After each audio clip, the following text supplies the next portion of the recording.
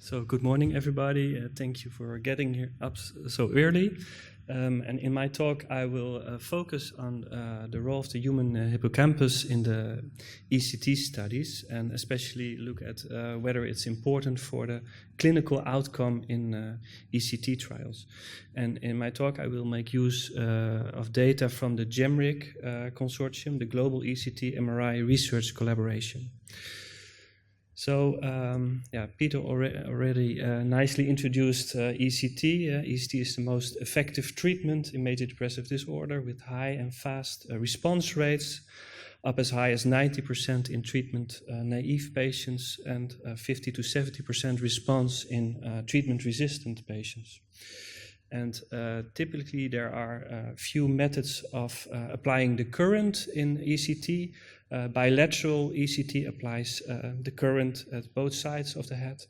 And that's the most effective treatment for major depressive disorder, but has also the highest level of cognitive side effects. On the other hand, you have right unilateral ECT, where only one half of the brain is stimulated and has lesser side effects. And although ECT is regarded as the most effective treatment for major depressive disorder, it's still unknown what is underlying mechanism of action. But one of the most dominant hypotheses is the neurotrophic hypothesis, and that states that ECT relieves depression by inducing neuroplastic changes in the brain, and especially in the hippocampus. And this theory fits well with a lot of observation. For example, as Peter already outlined, there's decreased hippocampal volume seen in as one of the most consistent findings in depression, as shown in meta-analysis, but also in the Enigma consortium, where almost 2,000 depressed patients are compared to controls. And it also fits well with animal models of ECT, showing that there is neurogenesis in the hippocampus after the rats get a shock. So there's also a nice pathophysiological model for hippocampal plasticity in depression, where you can see that stress leads to increased levels of glucocorticoids, which leads to decreased levels of brain-derived neurotrophic factor, which again leads to atrophy of pyramidal cells in the hippocampus, and also decreased neurogenesis. At the other side, antidepressants leads to an increase in brain-derived neurotrophic factor and can reverse these detrimental effects of stress. And ECT is seen as one of the most potent stimulators of neurogenesis in the hippocampus. At least that is the model. So this has this has motivated a line of research to investigate structural changes after ECT with MRI studies. And the first study was done by Pia Nordanskog in 2010, and she showed that there was an increase in hippocampal volume after ECT in 12 unipolar and bipolar patients. And we could replicate these findings in 2013, where we showed both an hippocampal and the amygdala volume increase after ECT in 15 unipolar patients. And as you can see at the left panel, that there is at subject level, there's an increase for almost everybody. There's a consistent increase in hippocampal and amygdala volume. So there, as Peter also mentioned, there's a growing interest in these longitudinal neuroimaging studies, and only in the last 2 years there have been 25 imaging studies and total 45 longitudinal imaging studies. And this increase in hippocampal volume is present in almost all studies. 4 out of 15 studies found this hippocampal increase. And this is also confirmed in a lot of reviews and meta-analysis, for example, a meta-analysis of Wilkinson. But there's still one open question that has to do with the small sample size of these studies. Is this hippocampal change after ECT really associated with clinical outcome? Is it really the underlying therapeutic mechanism by which ECT leads to its antidepressant effects? And this is where the GEMRIC consortium comes in. Leif Olderdal is really the coordinator of this project, and he performed a systematic search to identify all longitudinal studies that have used ECT before and after, have used MRI before and after ECT. And he invited groups to collaborate, and this has led to the forming of the Global ECT MRI Research Collaboration in 2015. And the idea is that these groups upload their data in a common data portal with standardized imaging pipeline and analysis pipeline, which is hosted by the Anders Dahl Lab in San Diego. So here you see how global it is, our consortium covering almost the whole world. Only America and Europe, Northern Europe. There are 15 sites now, 14 sites contributing ECT data and 1 imaging site. And the data that is included in the consortium are imaging data, so at least 2 MRI scans before and after ECT. And these MRI scans differ in scanner strength, ranging from 1.5 to 7 Tesla, and also in the sequences used. And today I will only focus on the T1s. There are also demographic data included, such as gender, age, the clinical response, depression scores before and after ECT, for example, the MADRS or the Hamilton Depression Rating Scale. And also technical details about the ECT sessions are included, whether the ECT was done bilateral or right unilateral, and the number of ECT sessions. And in the current analysis, there are 283 patients included, and also almost 100 healthy controls who also had 2 times MRI scan. So when the data is uploaded, the MRI scans are processed with a pipeline. First, there's a correction for scanner-specific effects with the gradient and warp tool. Second step is automated segmentation with FreeSurfer. And the last step is a assessment of the longitudinal changes with Quark. And lastly, the hippocampal volumes are analyzed with in R. So here you see an overview of the characteristics of the sample. In the upper part, the controls, in the lower part, the patients. And you see that the patients have an average age of 55 years, had undergone a mean of 12 ECT sessions, and most of the people are responders, 166 responders in the sample and 102 non-responders to ECT. And you can also see here that the non-responders have more ECT sessions, because if someone responds to ECT well, you will stop the ECT treatment earlier. So, what are the data? We already know that ECT probably leads to a decrease in depression score, of course, and also in an increase in hippocampal volume. But what is unclear until now is whether this volume change of the hippocampus is dependent on the number of ECTs and also on the electrode placement, and whether the increase in hippocampal volume will lead to a more positive outcome. So here are the data from our study.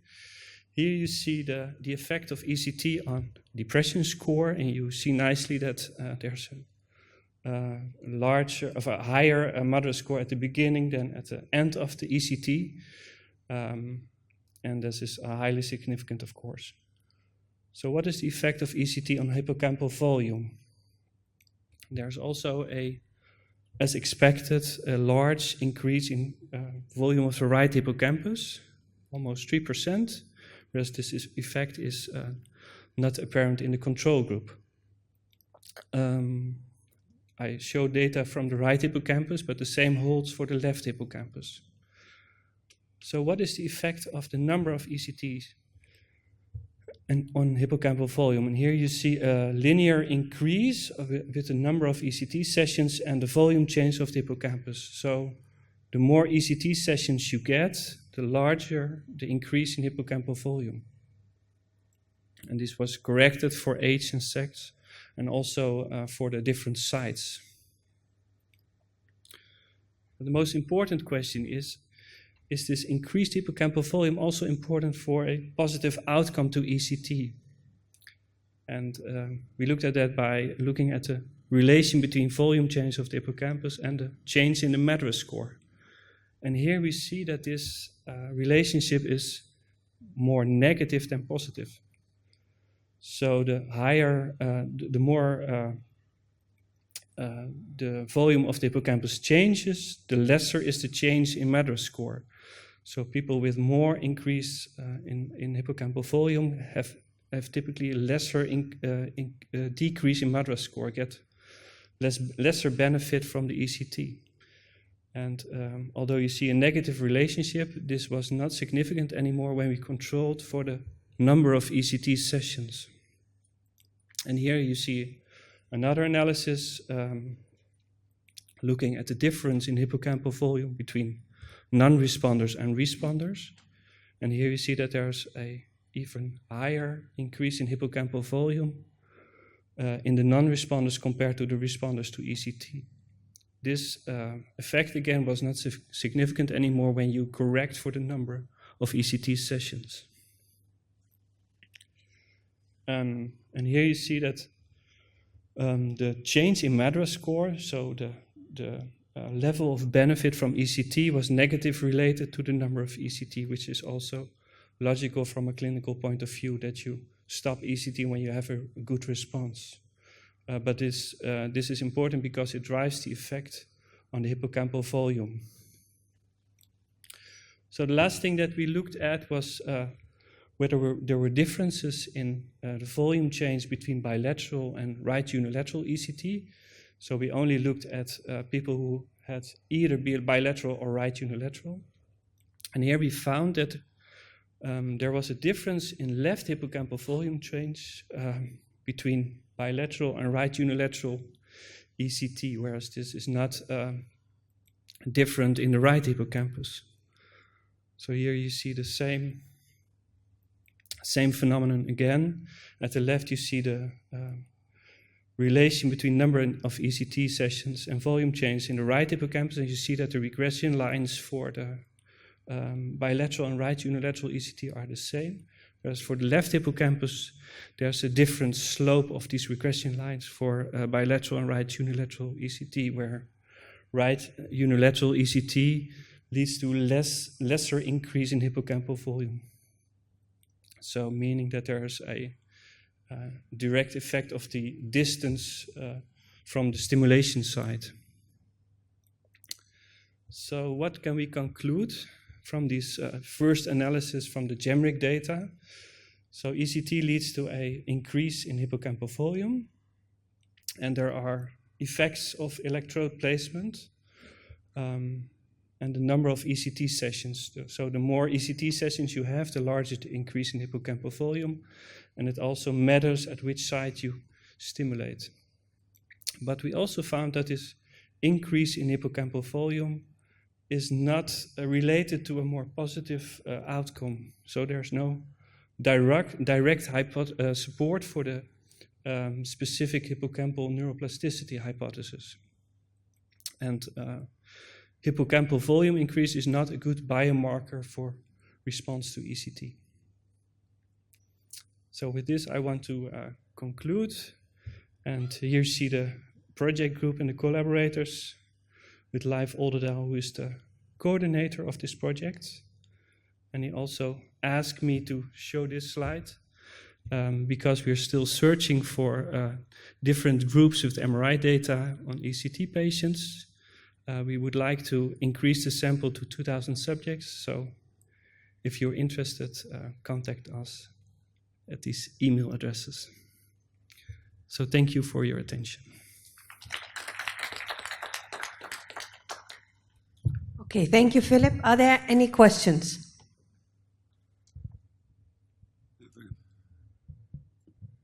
Yeah, I have a question about the temporal development of the effect. Do you have any idea from the data whether this is a transient effect related to the ECT itself or the seizure, or whether it's a long-term effect you observe the hippocampal volume change? So we didn't analyze these data yet in the sample. So there are also a couple of sites who have MRI sessions 6 months after and 1 year after the ECT sessions. But what we do know is that the largest effects are in the beginning of the treatment. So lesser increase in the latest phase of the treatment. But how long this effect will go on is not so clear. At least in one small sample study from Pia Nordanskog, this increase in hippocampal volume was absent after 6 months. And this absence of hippocampal increase, so the normalization of the hippocampal volume was not related to clinical outcome. So the people were still recovered, although their hippocampal volume changed back to baseline. Are there any other questions? So I have a question, Philip. How do we need to, this Gameric doesn't allow you to, so how good is the depression stage? Because we know that the definition of treatment-resistant depression varies quite a bit, for example, between Europe and the States. And can we take that into account because it may also affect the neuroplasticity? Yes, that's an interesting thought.